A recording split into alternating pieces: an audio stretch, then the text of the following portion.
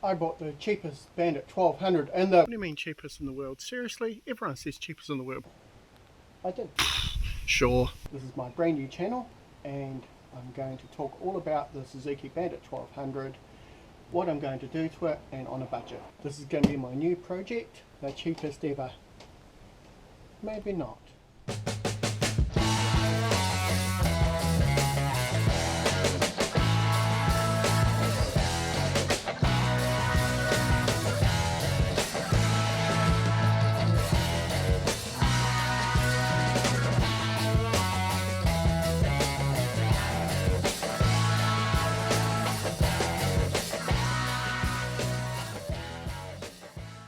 First up, let's talk about myself and what motorcycles mean to me.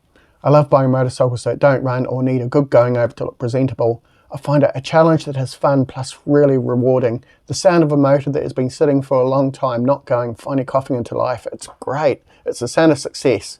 Don't get me wrong, I'm not a qualified motorcycle mechanic, far from it. I prefer to identify myself as an AMPE, or Amateur Motorcycle Project Enthusiast. If you've never heard of the acronym before, you'd be right. I made it up. Google search told me that also. So I thought I'd better check. Anyway, I've owned a lot of motorcycle types in my lifetime. A small selection of these are seen in my intro. Japanese, Italian, American, but I haven't owned a German or a British bike yet. Still more time. I've done a lot of motorcycle racing, but these days it's more of a gentle riding style. I'd like to stay alive. Which brings me to the Bandit 1200 I purchased 2 or 3 months ago. This was not running at the time, but since I turned it over nicely on the starter, I took the gamble.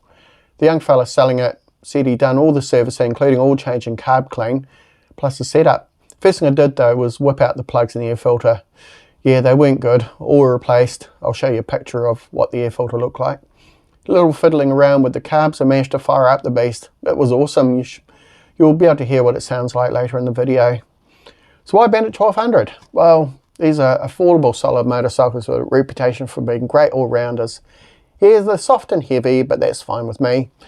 A little bit about the actual engine itself. Engine's based on the 86 GSF1200, which from memory produced around 135 horsepower.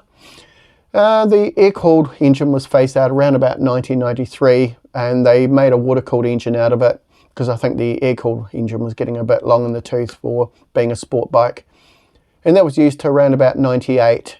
This produced around about 155 horsepower, so they're up to about 20. Not to be sneezed at, even by today's standards. I mean, yeah, around 200 horsepower.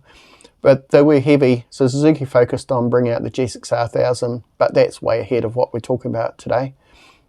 However, Suzuki decided to use the original air-cooled engine, which was the 1052ccs, because it was so good that they decided to keep it for the sport tourists. The pop-up windscreen GSX1100F of 89 to 94, I think it was, they brought that out to 1127 to produce 136 horsepower, and then took it back out to 1157 for the GSX1200 Inazuma, which is a twin-shock bike, and of course the GSF1200 Bandit. These two models were brought back to 100 horsepower in favour of stunt-pulling torque, and that sort of makes perfect sense for the bikes that they are. Anyway, enough of this Suzuki history lesson. Let's keep going with the video. Let's start from the side. Tank is in pretty good condition. So come through here. Oh, just a brake lever, no big deal. Fairly cheap to replace. Bit of trim, fairly standard. Cam cover, yep, just all the paint wearing away, but that's also very common. This is groovy though. Cheap AliExpress indicators. A little bit of splitting, it's been down on its side. The original ones would have gone through there. Someone's done a great job of cable tying. Just bear in mind, I bought it like this. Bit of cracking, also pretty normal. The fogged up headlight. Very common for Suzuki Bandits. Unfortunately that's a fairing off. Got to split all this whole headlight and then get in there and try and buff it up. Once again, cheap AliExpress indicators. Yep, same again, cable ties. Now, this here, this old T-tail. Reason for this is that I've got a couple of oil leaks around here. fairly typical, just O-rings with the oil feeds, which are fairly common just to wear out with a bike this age. I mean, the bike is 20 years old now. And the other thing too is right leaking oil seal. And of course, drip, drip, drip straight onto there. Check the pads, check the discs. They seem okay. Don't feel any ridges. Brake pads seem okay. Come through, left side isn't too bad. Now this here, someone done a bit of a bodgy, so I have to get that welded, the brackets come off. Chain sprockets are pretty good. Yep, Metzler's still got a bit of tread, unsure if I'll keep them or not. Split, and looks like I'm missing a rubber grommet. A few bodgy bolts, one missing there, one non-standard there. Indicator's long gone, obviously smashed off when it went down. AliExpress taillight indicators all in one. I'll show you that in a sec. Once again, missing. Now I bought this for $120. This Yoshi pipe. Got a bit of a dent, but still pretty cheap. The original pipe on it was pretty awful.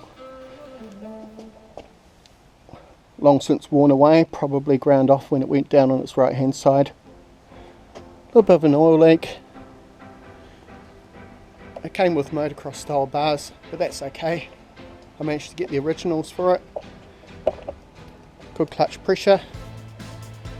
Brakes are good. Yep, got to get in there and try and fix that. Right one's good. Non-standard fairing blade. Not a problem. Turn it on. Everything works as it should. This is the funny thing. Yep, no relay in the indicators. Blinking faster than an old man at a bikini contest.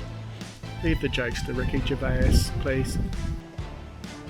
Yeah, I'm sure if I'll keep them, but they're legal. It's all good. Headlight, as you can see. Yep, have to get in there. Time to give it a start.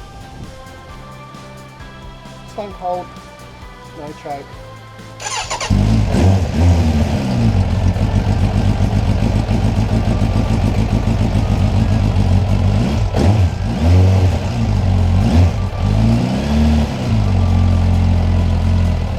Siding pretty smoothly considering it's stone cold with no choke. That means carbs off. Obviously something's just not quite right with the carbs. They need setting up, they need a decent clean. I'd first be going for the floats, pilot screws, just clearing everything out really thoroughly.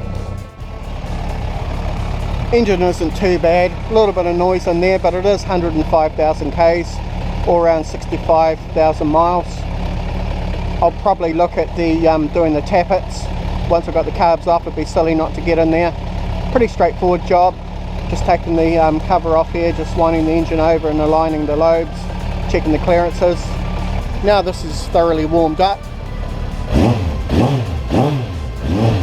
Revs up okay, but when I give it full throttle, you hear how rich it is.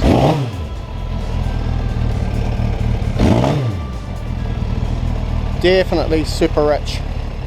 Thanks for watching my YouTube. I hope you enjoyed it. There's more episodes to follow of my step-by-step of what I'm going to do on a budget. See you next time, and like and subscribe.